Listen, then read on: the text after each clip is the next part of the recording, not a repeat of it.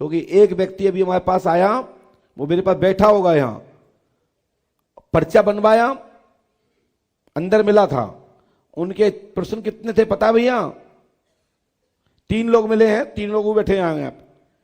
जो पर्चा लिख के ले आए उनके 250 क्वेश्चन थे साहब। 14 पेज भरे थे, 14 पेज। जो देख रहे थे अंदर बैठे होंगे या दरबार देख रहे होंगे, उन्हें देखा होगा। 14 पेज, 250 क्वेश्चन। मुझे तो ये लगता है कि एक के संग 4-4 क्वेश्चन और भी होंगे। हमने पूछा भैया ये क्या चिकना से बना रखे हैं आपने? बोले भैया मैंने शॉर्ट में लिखा है, इसमें भी लिखते लिखते 2.5 घंटा लग गया। हमने भाई साहब जब शॉर्ट मतलब 2.5 घंटा लग गया, और भाई साहब हम लिखेंगे तुम्हारे क्वेश्चन तो कितने दिन लगेंगे? बोले महाराज इसमें 10-50 बता दो, मूल 10-50 50, तो हम इतने में भी खुश हो जाएंगे। मैंने कहा भाई साहब पर्ची छोटी है, थोड़ा बड़ा कर लो। वो भैया जी, पंडित जी तो शर्मा जी, मैं आपसे कहना चाहता हूं सभी प्रश्नों के जवाब नहीं दिए जा सकते, ना लिखे जा सकते। हम प्रयास करते हैं। अशोक भैया बैठ जाइए, जा रहे हो, खुश रहो। हम प्रयास करते हैं कि मूल विषय को ही मैं लिखने का प्रयास करता हूं। सभी प्रश्न नहीं लिखे जा सकते, संतुष्ट भी हो जाना चाहिए। एक सज्जन आए, वो 17 क्वेश्चन ले आए, 17 मात्र सिंगल 17। वो अच्छे आदमी थे कि 17 क्वेश्चन थे। हमने उनसे कहा कि भैया आपके पर्चे में मूल तो 5 हैं। नहीं महाराज मेरे उसमें तो 17 क्वेश्चन है।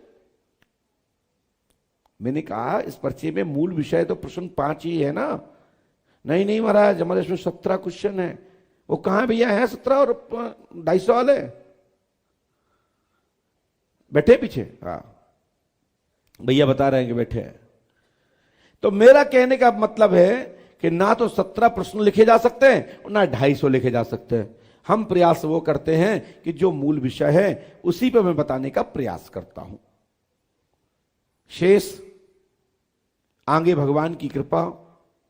कई बार हम समय मिलते, जब खाली होते हैं, कोई नहीं होता है, तो हम सुनते भी हैं और बताते भी हैं और बताया भी है।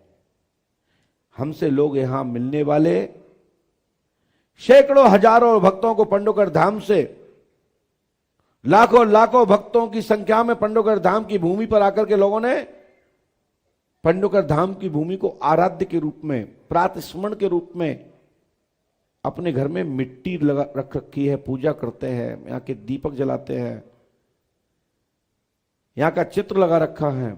मैं उनकी आस्था को खत्म नहीं कर सकता, चाहे किसी को अच्छा लगे या बुरा लगे। शेष में प्रयास करता हूं। यदि मैंने कल एक बात और भी कहा था, कई बार बताने में भी गलती हो जाती है, कई बार समझने या समझाने वाले में भी गलती हो जाती है। जरूरी नहीं कि आगे वाले की ही गलती हो, गलती तो हमारी भी हो सकती है। मैंने ये बात भी कल कहा था, कई और दरबारों में भी मैंने ये बात कही है।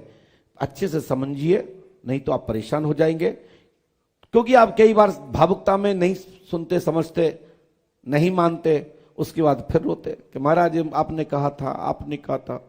हमने तो जो कहा था उसका तो वीडियो भी बनता है, उस वीडियो को देखिए। तो हम बोलते कई बार बहुत ज्यादा हैं, लिखते कम है। हाँ, जब हम पढ़ के सुनाते हैं तो हम पॉइंट बाई पॉइंट बताते जाते हैं। इसमें कोई अक्षर नहीं लिखा होता तो मैं रोक, भावुकता में निकल भी गया सेंटेंस में तो हम रोक भी देते हैं कि इसमें ये चीज नहीं लिखी है, ये मैं बोखात बोल रहा हूं।